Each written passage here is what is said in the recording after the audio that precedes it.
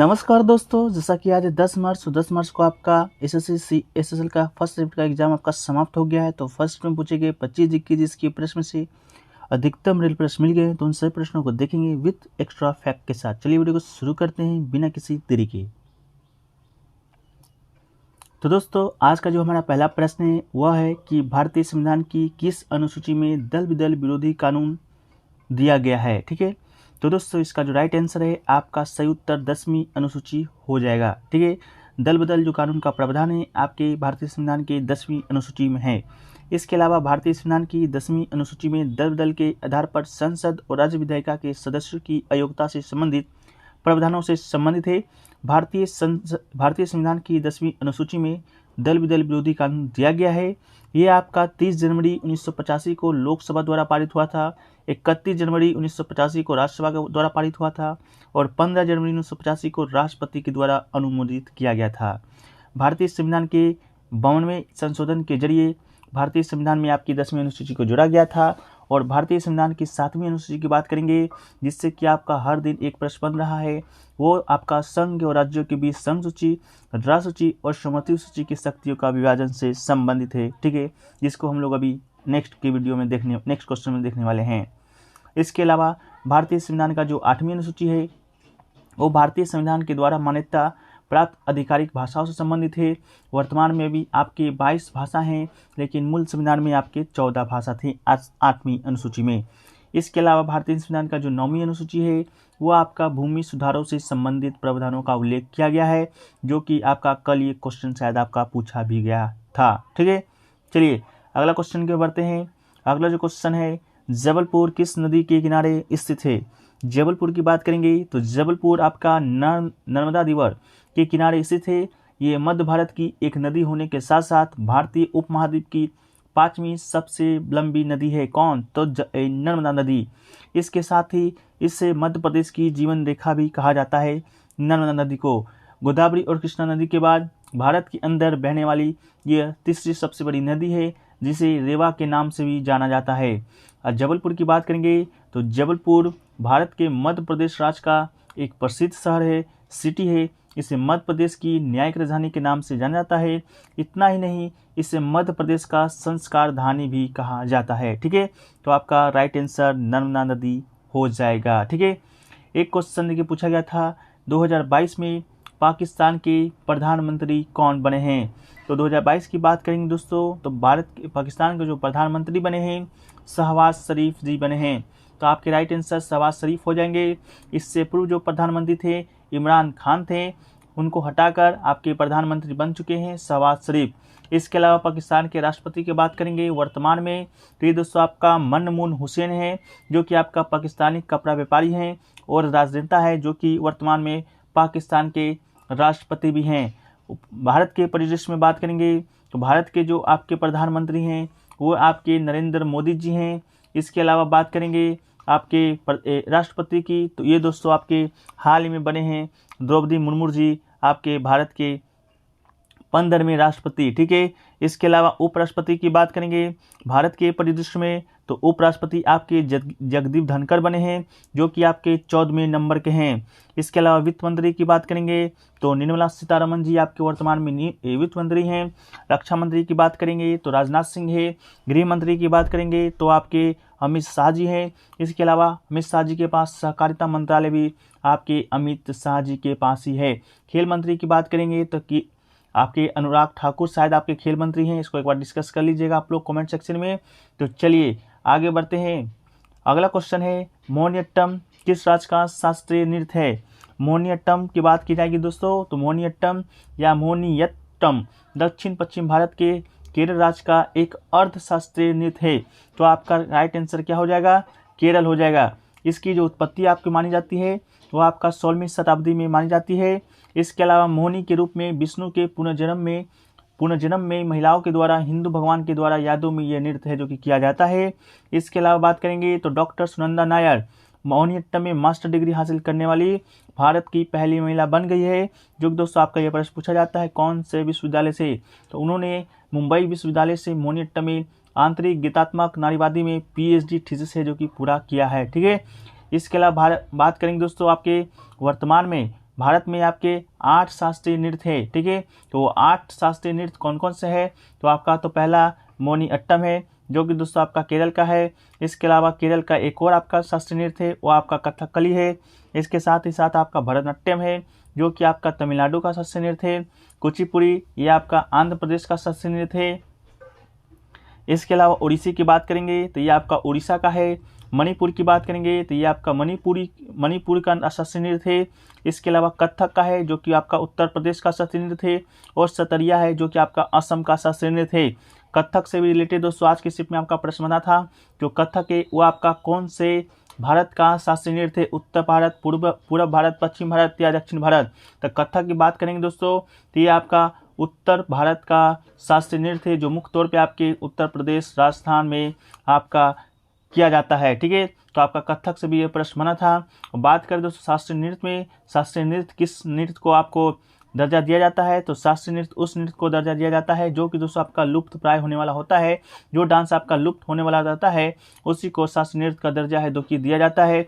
इसके अलावा दोस्तों भारत के संस्कृति मंत्रालय के द्वारा अभी हाल ही में आपके जो आपका छऊ जो नृत्य है उसको भी शास्त्रीय नृत्य का है, जो कि दर्जा दे दिया गया है, ठीक है।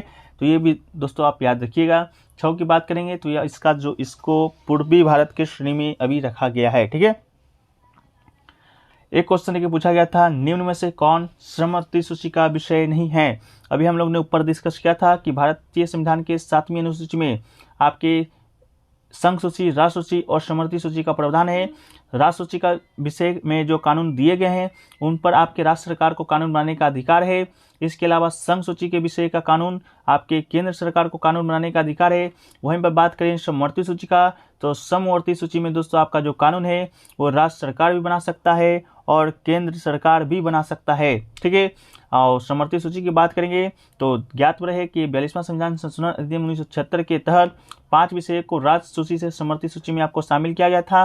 वो कौन कौन से विषय थे? तो ये थे आपका शिक्षा थे, वन था, नाप तोल था, वन जीवों एवं पक्षियों का संरक्षण और न्याय का प्रशासन। ये जो 5 विषय थे आपके राज्य सूची से समवर्ती सूची में शामिल किया गया था। समवर्ती सूची की बात करेंगे उसके अंतर्गत कुल 52 विषयों को सम्मिलित किया गया है, जैसे शिक्षा, दीवानी, फौजदारी मुकदमे, श्रम कल्याण, कारखाने, समाचार पत्र, वन, आर्थिक एवं सामाजिक नियोजन, प्रदूषण नियंत्रण, परिवार नियोजन, वांट माप इत्यादि। इसके अलावा भी और कुछ विषय हैं, जैसे कि आर्थिक योजना या नियोजन, योजना आयोग, इसके अलावा आपराधिक मामले, जनसंख्या नियंत्रण, परिवार नियोजन, शिक्षा, वन, विद्युत, इसके अलावा दंड प्रक्रिया, विवाह विच्छेद, सामाजिक नियोजन, गोद लेना, ये सब विषय दोस्तों आपके समवर्ती सूची का ही है। तो इनमें से कोई आपका एक ऑप्शन आपको राज्य सूची या केंद्र सूची का दिया गया होगा तो वो आपका छांट लीजिएगा, और जिन लोगों को याद होगा कमेंट सेक्शन में जरूर बता दीजिएगा। अगला जो क्वेश्चन पूछा गया था, URL का संपूर्ण रूप या पूर्ण रूप क्या होगा? तो इसका राइट उत्तर दोस्तों आपका यूनिफॉर्म रिसोर्स लोकेटर, ठीक है। यूनिफॉर्म रिसोर्स लोकेटर इसका राइट आंसर हो जाएगा। URL का पूर्ण रूप यूनिफॉर्म रिसोर्स लोकेटर है। इंटरनेट पर लिंक एड्रेस URL होता है। URL को 1994 में टिम बर्नर्स-ली के द्वारा इंटरनेट इंजीनियरिंग प्रकाश समूह के द्वारा पेश किया गया था। URL एक एड्रेस या अक्षरों की एक स्ट्रिंग है जिसका उपयोग इंटरनेट डेटा को ब्राउज करने के लिए किया जाता है। इसके अलावा URL का एक यूनिफॉर्म रिसोर्स आइडेंटिफायर का रूप है।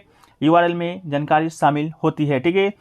अगला क्वेश्चन पूछा गया था, IPL 15वें सीजन निम्नलिखित में से कौन सा टीम है जो कि क्वालिफाई नहीं कर पाई थी? तो आपको मालूम होगा IPL का जो 15वां सीजन है वो आपका कब हुआ था? 2022 में हुआ था, ठीक है। कुल कितनी टीमों ने भाग लिया था? तो कुल 10 टीमों ने आपका भाग लिया था, ठीक है। 10 टीमों में आपके जो क्वालिफाई किए थे, 4 टीम आपके क्वालिफाई किए थे। वो टीम आपका है गुजरात टाइटंस है, राजस्थान रॉयल्स है, लखनऊ सुपर जायंट्स है और रॉयल चैलेंजर्स बेंगलोर है। तो इनमें से 3 ऑप्शन आपका इसमें से दिया गया होगा और एक ऑप्शन ऐसा दिया गया होगा जो टीम आपका क्वालिफाई नहीं कर पाई होगी। जैसे में हम अनुमान लगा सकते हैं तो मुंबई इंडियंस का नाम होगा, रॉयल चैलेंजर्स बेंगलोर का नाम होगा, चेन्नई सुपर किंग का नाम होगा, इसके अलावा किंग्स इलेवन पंजाब का नाम होगा, सनराइजर्स हैदराबाद का नाम होगा। तो इनमें से कोई एक नाम आपका राइट आंसर हो जाएगा। इसके अलावा 15वें सीजन की बात करेंगे तो इसके विजेता कौन बना था, तो गुजरात टाइटंस इसके विजेता बने थे, जिसके कप्तान हार्दिक पांड्या हैं। इसके अलावा उप विजेता की बात करेंगे तो उप विजेता आपका राजस्थान रॉयल्स बना था, जिसके कप्तान संजू सैमसन है। इसके अलावा लखनऊ सुपर जायंट्स की बात करेंगे तो ये टीम भी आपका क्वालिफाई की थी।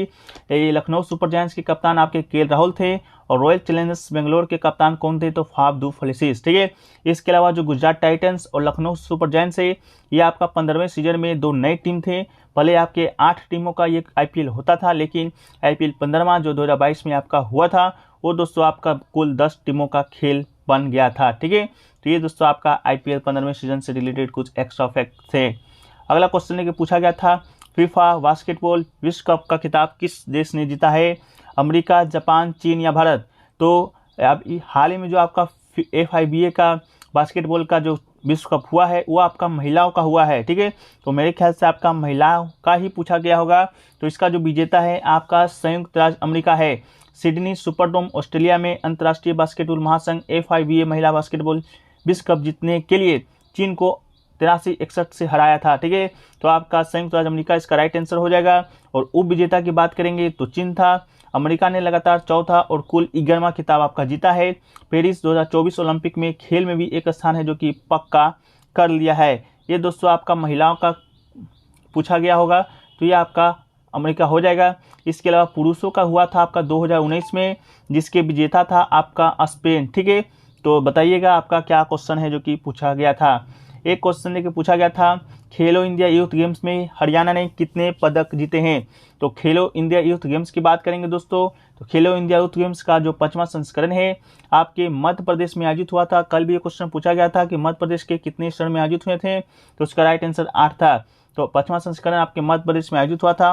पदक तालिका में महाराष्ट्र जो कि शीर्ष पर रहा था। मध्य प्रदेश के द्वारा आयोजित खेलो इंडिया यूथ गेम्स जिसे कि KIYG 2022 के नाम से जाना जाता है। 5वां संस्करण 30 जनवरी से 11 फरवरी 2023 तक आयोजित है जो कि किया गया था। अब बात करें हरियाणा ने कितने पदक जीता था, तो हरियाणा ने कुल आप यहाँ पर देख सकते हैं 128 पदक है जो कि हरियाणा के द्वारा जीता गया था। तो 128 इसका राइट आंसर हो जाएगा। वहीं पर बात करें 41 स्वर्ण, 32 रजत और 55 कांस्य पदक हरियाणा के द्वारा जीता गया है। इसके अलावा महाराष्ट्र की बात करेंगे जो कि आपके टॉप पर रहा था। तो महाराष्ट्र ने कुल दोस्तों आपका 161 पदक महाराष्ट्र जीता है। इसके अलावा हरियाणा सेकंड पर रहा था, 128 जीता है। इसके अलावा दोस्तों बात करेंगे आपका मध्य प्रदेश का, तो मध्य प्रदेश जो कि आपका आयोजन करने वाला था वो आपका 96 जीता है। इसके अलावा राजस्थान की बात करेंगे तो राजस्थान दोस्तों आपका कितना पदक जीता है, तो आपका 48 पदक राजस्थान जीता है। इसके अलावा दोस्तों दिल्ली की बात करेंगे तो दिल्ली ने 64 पदक अपने नाम है जो कि किया था। ठीक है, तो ये क्वेश्चन दोस्तों आपका पूछा गया था। ठीक है, तो सभी फैक्ट्सों को आप याद रख लीजिएगा। इसके अलावा इसका जो PDF है आपको टेलीग्राम चैनल पे उपलब्ध करा दिया जाता है, लिंक डिस्क्रिप्शन में दिया गया है, आप लोग वहां पर जाकर चेकआउट कर सकते हैं। कल का PDF है जो कि डाल दिया गया है। आप लोग से बस एक निवेदन आता है कि चैनल को आप लोग सब्सक्राइब कर लीजिए और जो लोग नए हैं उसको सब्सक्राइब कर लेना है और जो लोग वीडियो को देख रहे हैं वो एक लाइक जरूर कर दीजिएगा। ठीक है, चलिए अगला जो क्वेश्चन पूछा गया था मोमबत्ती बुझने के बाद उसकी जो लौ होती है वो किस रंग की हो जाती है। ठीक है, तो दोस्तों यदि आप मोमबत्ती की लौ को करीब से देखिएगा तो लौ के एक आधार पर आपका एक नीला क्षेत्र दिखाई देगा, उसके ऊपर एक छोटा गहरा नारंगी भूरा भाग है और उसके ऊपर बड़ा पीला क्षेत्र है जिसे मोमबत्ती की लपेटों से जोड़ते हैं। तो इसका जो आंसर है आपका थोड़ा सा डाउटेबल है, नीला होगा या काला होगा। तो आप लोग कमेंट सेक्शन में इसको एक बार बता दीजिएगा। एक क्वेश्चन लेके पूछा गया था पांड्यों की राजधानी कौन सी है, तो पांड्यों की राजधानी दोस्तों आपका मदुरै हो जाएगा। मदुरै पांडवंश की राजधानी है। ठीक है, पांड्यों की राजधानी कल भी आपका पल्लव का पूछा गया था जिसका राइट आंसर कांचीपुरम था।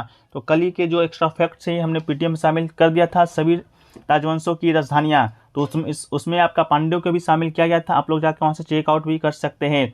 बात करेंगे पांड्यों के तो भारत के सुदूर दक्षिण में पांड्य साम्राज्य का एक तमिल साम्राज्य था।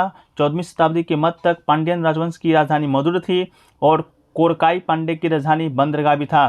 16वीं शताब्दी के अंत तक तीसरी राजधानी आपका तेनकाशी बन गया था। इसके अलावा कडुगोन की बात करेंगे तो कडुगोन के तहत पांड्य 6वीं शताब्दी के अंतर्गत पुनर्जीवित हो गए थे जिससे दक्षिण भारत में काल भैरव को विस्थापित करने में मदद मिला था। ठीक है, एक क्वेश्चन देखिए स्टूडेंट कह रहे थे, पूछा गया था नीति आयोग के अध्यक्ष कौन है, आप लोग कंफर्म कर दीजिएगा पूछा गया था या नहीं।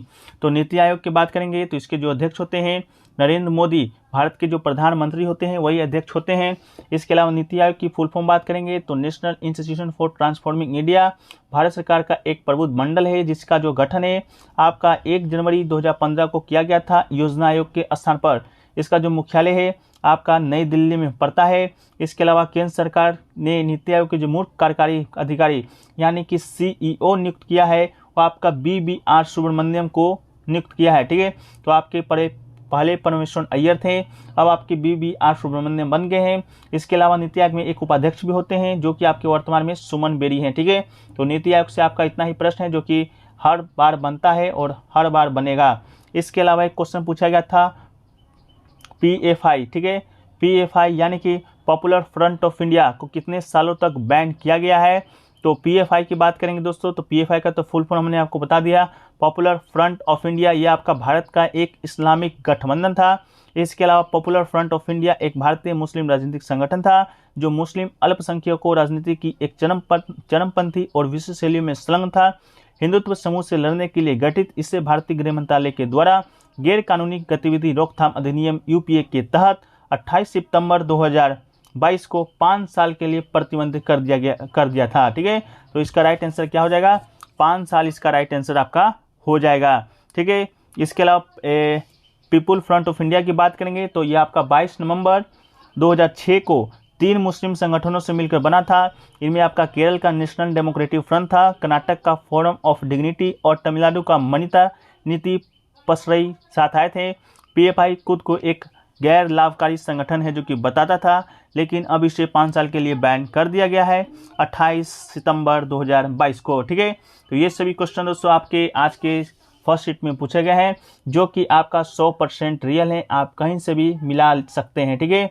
बस आपको करना है तो वीडियो को लाइक और चैनल पे नए हैं तो चैनल को सब्सक्राइब कर लेना है। चलिए मिलते हैं नेक्स्ट वीडियो में, जब तक के लिए जय हिंद जय भारत।